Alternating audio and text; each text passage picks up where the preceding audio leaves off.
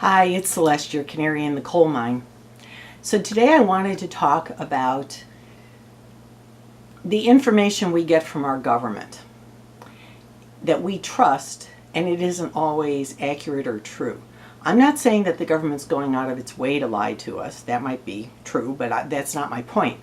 The point is that we get some of these health tips from the government that turn out in the long run, when more research is done, to be not true. For example, after 40 years of them telling us eat low fat, now we're finding out that that's part of the reason why people are so overweight nowadays, is because they've been eating low fat and substituting in a high carb diet. So more and more people have diabetes and they're overweight than when I was younger, and there just weren't that many fat adults around, and now there's just a really high number of fat adults. So speaking about when I was a kid, I grew up in right after World War II, and the kinds of processed food that we now take for granted were just coming into existence. For the most part, we cooked from scratch and we used natural ingredients, but a few things were starting to come online. Dairy Queen started to exist, and when I was I think about 7 or 8 years old, the first McDonald's appeared in the town next to me. So one of the products that came online during the 1950s, I guess it was invented in World War II, but it really became much more popular, was margarine.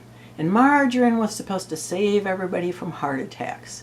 And so our family were up to that point using butter and lard, which is what practically everybody used, and we used some Crisco, which was a vegetable shortening for making pie crusts. But then at sometime in the 1950s, we started using margarine for all of our bread buttering, and not for cooking so much, but as the substance we put on bread, or we melted over veggies or whatever. And I'm trying to think, maybe about 10 years later, my father had his first heart attack. And he had heart attack after heart attack after heart attack. And he had surgery to, in those days they didn't have stents, so they used to use these balloons, and they would push back the plaque in the arteries to open up the arteries. Or another thing they used to do is, we used to call it roto-rootering, because they went in there with some sort of tool and scraped out the inside of their arteries. And so the whole last 30 or so years of my father's life were compromised by significant coronary artery disease. And today we are getting the word that, oh, you know what, that margarine wasn't any good for us.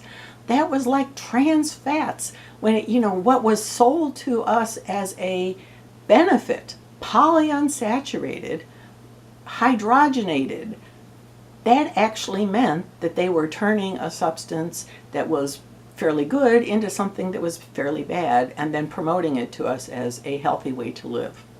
So I guess I can say that I'm a little bit skeptical when I hear about the government saying, oh, we should be eating a certain way. And I think that we all have to use a lot more discernment and realize that we are not necessarily getting accurate information from our government, and we are definitely not getting accurate information from the food manufacturers. The food manufacturers have it as their bottom line. They want to make money, and they don't care what they put in it. A few companies care, but most companies, they don't care. They're going to put in whatever makes it sell more. And if that's artificial flavorings and artificial colorings and 15 ingredients where if you cooked it by yourself you'd use 3, they're going to do it. They're going to substitute low quality low quality ingredients into products because it saves money. They, except for a few companies who actually make it their business to create healthy food, the vast majority of the stuff that you're going to eat in packages and boxes and cans is not good for you. And when you go out to a restaurant, You don't know where those ingredients have come from, but you can pretty well bet they didn't go buy all organic. They're going to buy whatever's cost effective for them to make the meals out of. And the fast food places don't even buy their own ingredients. They get it shipped to them and already prepared by the company that's their umbrella company.